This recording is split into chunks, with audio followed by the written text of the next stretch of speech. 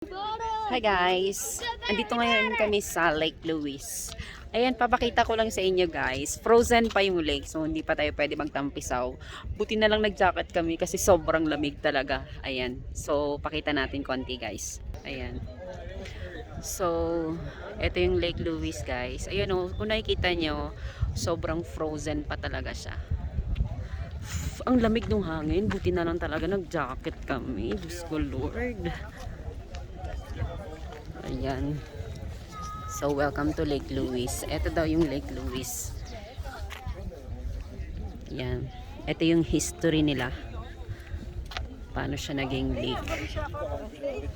Yeah. Ayan guys, oh. So, as you can see. Tapos, parang merong hotel dito na malapit lang. So, hindi kami nagbayad ng parking kasi closed for season pa siya. Ayan. So, ito yung whole na place na pwede nating mapasyalan, tambayan. Ayun. So, dun kami galing. Dun kami dumaan kanina, guys. So, ayan. So, this is it. Ito yung Lake Louise na nakikita lang namin sa mga videos. Ayan.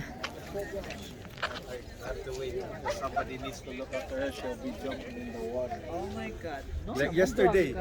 Jump. No, kahapon. Yeah, you remember yesterday?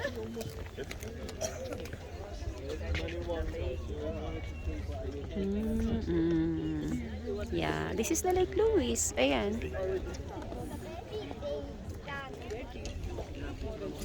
Yan, maraming tao guys. Yan. There's no boat here. Yeah, as you can see, it's still frozen. Ayun yung tubig.